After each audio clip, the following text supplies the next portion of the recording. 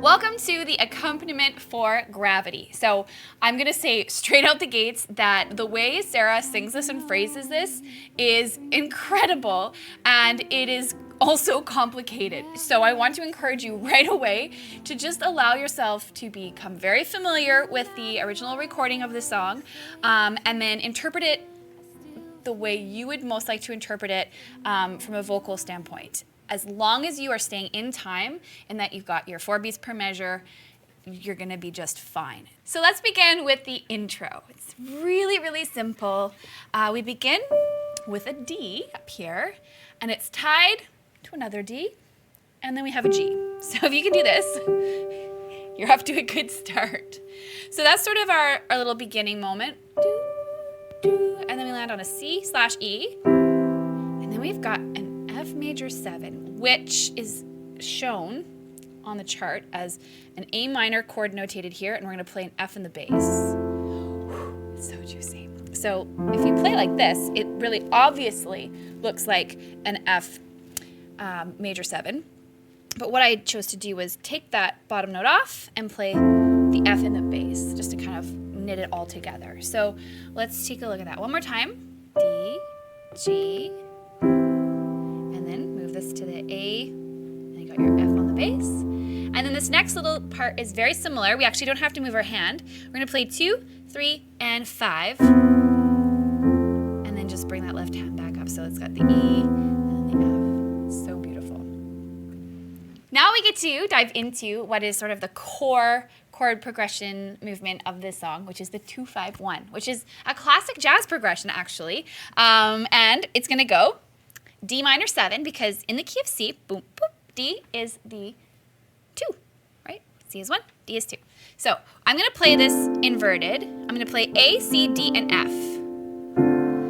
Then to move to the G7, which is next, all I have to do is move these guys down, and I'm playing my 5, right? Because G is the 1, 2, 3, 4, 5th note of the C scale. And then this magical moment where we're gonna go to the 1. So we're gonna be playing a C major 7/E. Don't freak out, it's really simple. You're just gonna move your top fingers down. You're gonna have G, B, C, and E with your left hand playing E.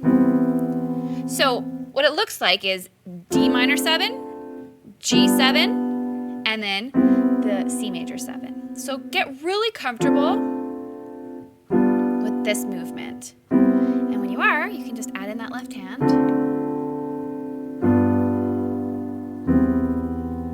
So pretty, and that will carry you through the first couple lines of the song. So, something always brings me back to you. It never takes too long. It repeats. No matter what I say or do, I still feel you here till the moment I'm gone. And then you just do nothing for 3 beats. 1, 2, 3, D, and you're back in. You hold me without touch.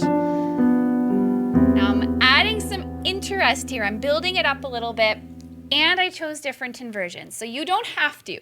You can play it exactly how we did the first couple lines, or if you'd like to kind of explore a little bit, you can play your D minor 7 here. I did F, A, C, and D.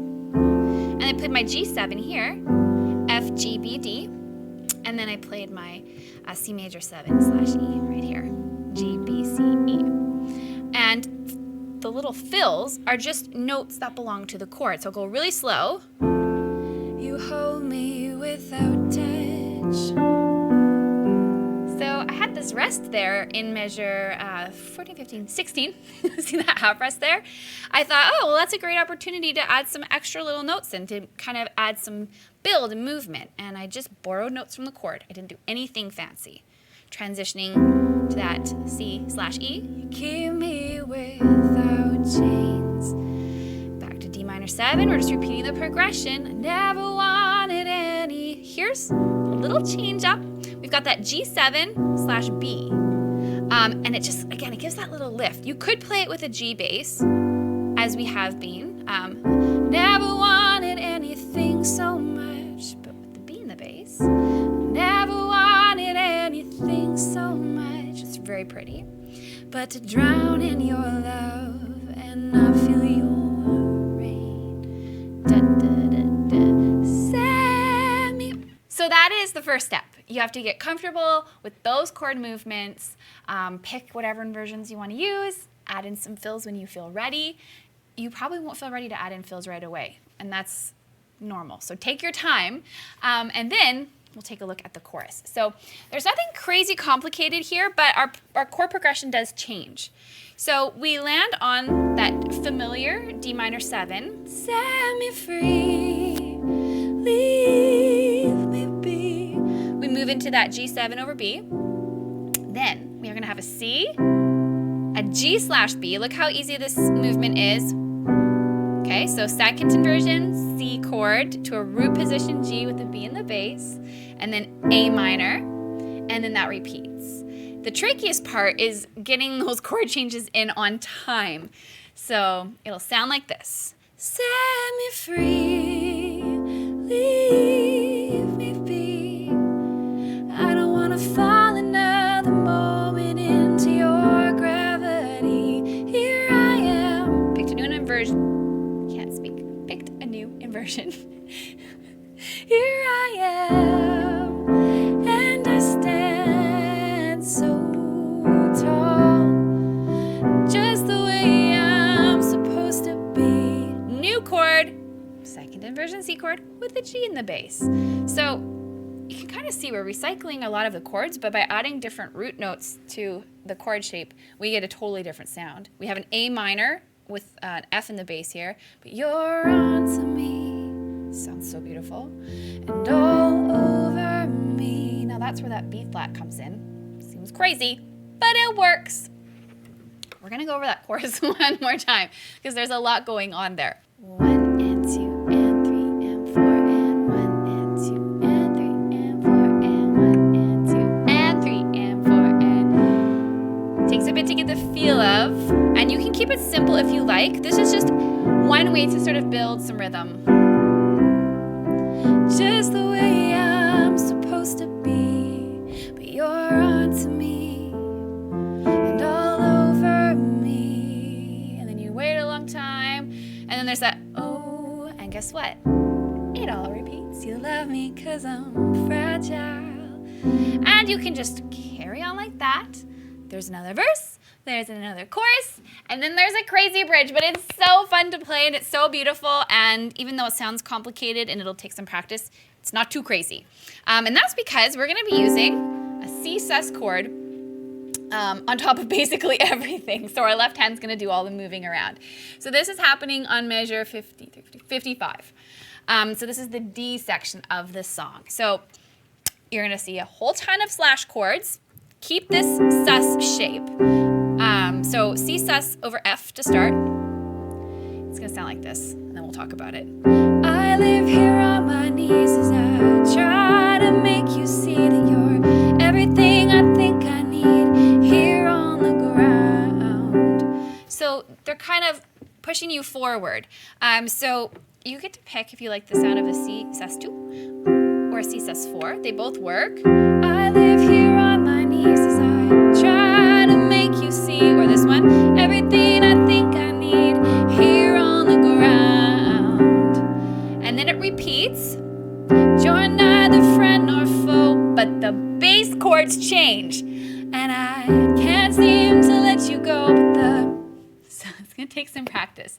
Let's count through that quickly. 1 and 2 and 3 and 4 and 1 and 2 and 3 and 4 and 1 and 2 and 3 and 4 and 1 and 2 and 3. That's the feeling. You're neither friend nor foe, and I can't seem to let you go. Now here we're gonna move into no more susses, just chords. D minor, I like this inversion. So A, D, and F. E minor, I've got G, B, and E, and then we're just gonna hang out on F. Keeping me, and then this is where she sings that crazy long note, which I'll do later. Down, and you hold it for a really long time. And when you're ready, you can come in with this beautiful.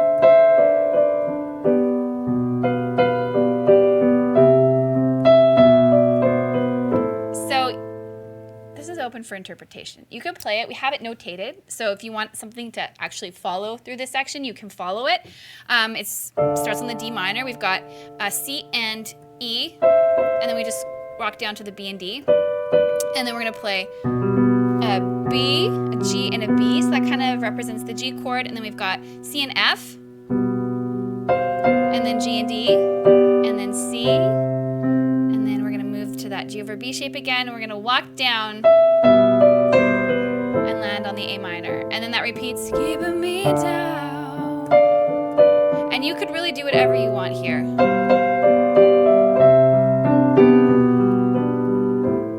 I just noodled around on those chord names.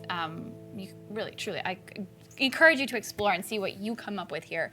It could be as simple as keeping me down. Ooh, you're keeping me down. I'm playing with inversions here.